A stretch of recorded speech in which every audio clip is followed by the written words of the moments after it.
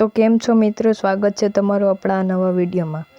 તો આજે આપણે ધોરણ 8નું હિન્દીનું પહેલું ચેપ્ટર તેરી હે ઝમી તેનું સ્વાધ્યાય સોલ્યુશન જોવાના છે।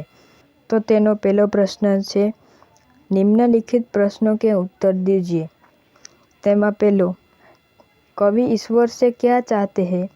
तो तेनो जवाब से कवि चाहते हैं कि ईश्वर लोगों के अपराधों को क्षमा कर दे।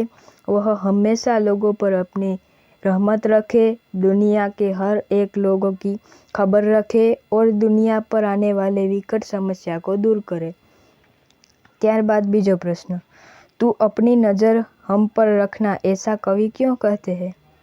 ईश्वर की इच्छा से ही दुनिया में हमारा जन्म हुआ है, उसी की कृपा से ही हमें प्राण मिले हैं। हमारा जीवन उसके भरोसे ही है, क्योंकि वही हमारा रखवाला है। इस तरह कवि ईश्वर से हम अपनी कृपा दृष्टि रखने के लिए कहते हैं। ત્યારબાદ ત્રીજો પ્રશ્ન, कवि कैसे सबसे ताकत वाला मानते हैं, क्यों? तो तेनो जवाब से कवि ईश्वर को सबसे ताकत वाला मानते हैं। ईश्वर सर्वस्व है, वह सब कुछ कर सकता है, वह जिसे चाहे उसे जीवन दे सकता है और जीवन ले सकता है, वह हर समस्या को दूर करने में समर्थ है। इस तरह कवि ईश्वर को सबसे अधिक ताकत वाला मानते हैं। ત્યારબાદ ચોથો પ્રશ્ન, कवि खुदा से क्या चाहते हैं? कवि खुदा से कहना चाहते हैं कि वह सर्वशक्तिमान और दयालु है।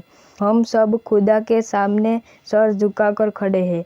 वह लोगों पर अपनी कृपा दृष्टि बनाए रखे और आने वाली आफतों से दूर करता रहे। ત્યારબાદ બીજો પ્રશ્ન, दिए गए भाव के आधार पर काव्य पंक्ति लिखिए। हे ईश्वर, तेरी कृपा से ही मुझे शरीर और प्राण मिले हैं। चाहे जो भी हो, तुम अपनी कृपा दृष्टि हम पर सदा रखना। तो तेनो जवाब से तेरी रहमत से ही हम सबने ये जिस्म और जो पाए हैं। तू अपनी नज़र हम पर रखना, इस हाल में है ये खबर रखना। ત્યારબાદ બીજું, हे प्रभु, ये सारा संसार तेरा है, तू बड़ा दयालु है, तू हम पर अपने दया दृष्टि रखना।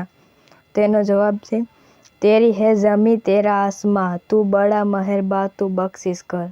ત્યારબાદ ત્રીજો પ્રશ્ન, अपूर्ण काव्य पूर्ण कीजिए।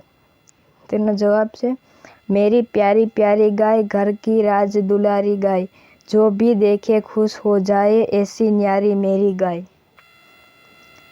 ત્યારબાદ ચોથો પ્રશ્ન, यह गीत Hindi film the burning train से लिया गया है। तुमने इस प्रकार की और कोई भी प्रार्थना सुनी हो? तो तेनो पहलो छे, ऐसे ही कोई और प्रार्थना लिखो जो किसी फिल्म में हो। तो एवी આપણે એક પ્રાર્થના લખવાની છે। તો આયા હું તમને દેખાડું છું, તમે વિડીયો પોઝ કરી અને લખી શકો છો।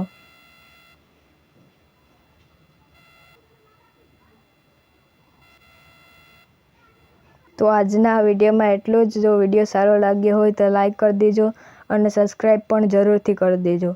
મળીએ આગલા વિડીયોમાં।